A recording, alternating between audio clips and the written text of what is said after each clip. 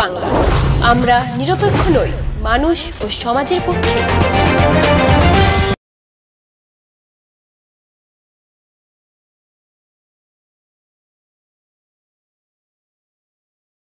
Renaissance টাউনশিপের খেলার মাঠে Renaissance টাউনশিপের সকল আবাসিকরা একত্রিত হয়ে তাদের নিরাপত্তার বিষয় মাথায় রেখে সাঁচি কর্তৃপক্ষের সাথে একটি আলোচনা সভার আয়োজন করে মঙ্গলবার আবাসিকরা জানান মূল দাবি নিরাপত্তা বিষয়ে। তারা জানান রেনেসা টাউনশিপে যে সমস্ত গেট আছে সে সমস্ত গেটে ব্যারিকেড দিতে হবে খুব দ্রুত। পাশাপাশি রেনেসা টাউনশিপে যে সমস্ত লেবাররা রয়েছে যারা কাজ করে তাদের আই কার্ড প্রদান করতে হবে। তারা আরো জানান এই টাউনশিপের গ্রাউন্ডে অবাঞ্ছিত মানুষ ঢুকে পড়ছে, যাতে অসামাজিক কাজকর্ম না হয় তার জন্য 24 ঘন্টা সিকিউরিটি গার্ডের প্রয়োজন। সমস্যা বলতে আমাদের বিভিন্ন সমস্যা আছে, কিন্তু তার সবথেকে বড় সমস্যা হচ্ছে সিকিউরিটি নিয়ে। বিগত দিন এখানে একটি দুর্ভাগ্যজনক ঘটনা ঘটেছে, তার পরিপ্রেক্ষিতে আমরা চাচির সঙ্গে বসেছি। আজকে রেনেসার সমস্ত বাসিন্দারা আমরা বসেছি। আমাদের উদ্দেশ্য হচ্ছে, প্রথম কথা হচ্ছে আমাদের দাবি আছে এটা যে প্রতিটা গেট আছে সেখানে যে ব্যারিয়ার দেওয়া, সেই কাজটা তাড়াতাড়ি করতে হবে। দ্বিতীয় দাবিটা হচ্ছে আমাদের এখানে সমস্ত যারা কাজ করে, রেগুলার লেবার যারা, হাউসে ডোমেস্টিক হেল্প যারা, তাদের আই কার্ড দিতে হবে। গোটা এরিয়াটাকে বাউন্ডারি ওয়াল দিয়ে অথবা বারবার কাঁটা তার দিয়ে ঘিরে দিতে হবে। এবং কমার্শিয়াল অ্যাক্টিভিটিসগুলো রেসিডেন্সিয়াল কমপ্লেক্সে চলবে না। এবং এই যে সেন্ট্রাল গ্রাউন্ডটা আছে, এখানে বিভিন্ন মানুষ ঢুকে পড়ছে, যাতে করে অবাঞ্ছিত মানুষজন না ঢুকে পড়ে, অসামাজিক কাজ না হয়, সেখানে 24/7 সিকিউরিটি অ্যারেঞ্জমেন্ট এবং সিকিউরিটিদের জন্য এখানে যেন শেডের অ্যারেঞ্জমেন্ট থাকে। এইগুলি আমরা দাবি রেখেছিলাম বাসিন্দাদের পক্ষ থেকে।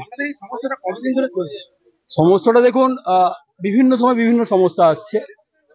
এখানে এই অপ্রীতিকর ঘটনা, অসাময়িক কাজটা 2-3 দিন আগে হয়েছে, কিন্তু তার আগে বিভিন্ন টুকটাক চুরি হয়েছে, সিকিউরিটি ল্যাপস হচ্ছে, এখানে গরু ঢুকে যাচ্ছে, এই জিনিসগুলো হচ্ছে। এবং যে সমস্যাগুলো বললাম যে কমার্শিয়াল অ্যাক্টিভিটিস বেড়ে যাচ্ছে, এইগুলো ঘটছে, বেশ কিছুদিন ধরে ঘটছে। সেই নিয়ে আমরা রেনেসার কাছে অর্থাৎ সাঁচি কর্তৃপক্ষের কাছে আমরা আমাদের দাবি পেশ করলাম। ওনারা কথা দিয়েছে, আশা করি সমস্যার সমাধান করবেন। এছাড়াও আরো অন্যান্য দাবি নিয়ে মঙ্গলবার তারা আলোচনা করেন সাঁচি গ্রুপের সাথে।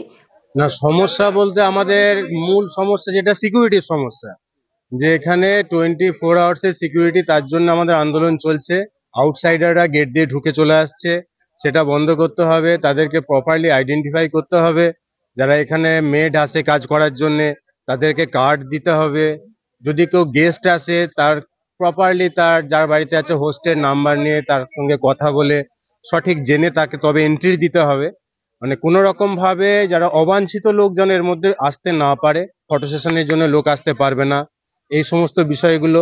আমাদের এই খেলার মাঠটা, এখানে 24 আওয়ার্স সিকিউরিটি থাকতে হবে, কারণ বাচ্চারা এখানে খেলে। এখানে কোনো ড্রাইভিং শেখা যাবে না। কেউ ড্রাইভিং শেখার নাম করে বাইরের গাড়ি এলে কোনো বাচ্চা কিডন্যাপ হয়ে গেলে তার কে দায়িত্ব নেবে? সব থেকে বড় সমস্যা, এতগুলো টেন্যান্ট থাকে আমাদের এখানে, যে টেন্যান্টগুলোর সম্পর্কে সঠিক ডেটা কিন্তু সাঁচির কাছে নেই। এই টেন্যান্টগুলো যে টেরোরিস্ট হয়ে যাবে না, কে বলতে পারে? গতকাল আমরা বলেছিলাম যে এটা থেকে তো ফিউচার খাগড়াগড় আরেকটা হয়ে যেতে পারে।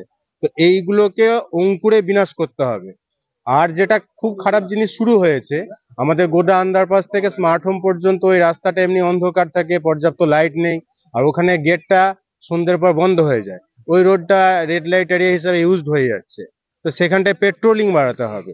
আমরা একটা সিকিউরিটি এরিয়ার মধ্যে থাকি, সেখানে এইগুলো ঠিক আনওয়ান্টেড ব্যাপার, এগুলো বন্ধ করতে হবে। এই নিয়ে আমাদের দাবি। আর তার সাথে আমাদের মেনটেনেন্সের যেগুলো হাউসহোল্ড চোর্সের যেগুলো আমাদের আবর্জনা আছে, সেগুলো গত সপ্তাহতেই যেমন 4-5 দিন আসেনি, শুনছি নাকি ঠিকঠাক বেতন পাচ্ছে না বলে তারা স্ট্রাইক করেছিল। এর জন্য তো আমাদের দৈনন্দিন জীবন থেমে থাকবে না। তো এইগুলোকে নিশ্চিত করতে হবে, যেগুলো আমাদের ডেইলি আমাদের লাইফে প্রয়োজনীয় জিনিস, সেগুলো যেন কোনোভাবেই ব্যাহত না হয়। আপনাদের এই সমস্যাটা কতদিন ধরে চলছে? সমস্যাটা মোরাললেস কিছু সমস্যা আগে থেকে ছিল, কিছু সমস্যা ইদানিং কালে বেড়েছে। একদম সমস্যা মুক্ত কোনো কালে থাকেনি। আবার খুব বেড়ে গেছে যেটা এইটা ইদানিং কালে, এই ধরুন মাস 2 হয়েছে, যার জন্য প্রোটেস্ট। অনেক গরু এসে যাচ্ছে, এই সিকিউরিটি বাউন্ডারি ওয়ালটা আমাদের এখন তৈরি হয়নি বলে আসে। এবং এমন হচ্ছে গ্রুপ আসে, শুধু ইন্ডিভিজুয়াল আসে না, গ্রুপ এসেছে, মিটিং করেছে, 3-4বার এসে মিটিং করে যাচ্ছে, মদ্যপান করে গেছে। এই জন্যই আমরা সিকিউরিটি থ্রেট অনুভব করে, তার জন্যই প্রোটেস্টটা এইভাবে হচ্ছে। দেখুন, আমাদের সিকিউরিটির স্বার্থে আমরা এটাকে না মানলে বসে তো থাকবো না।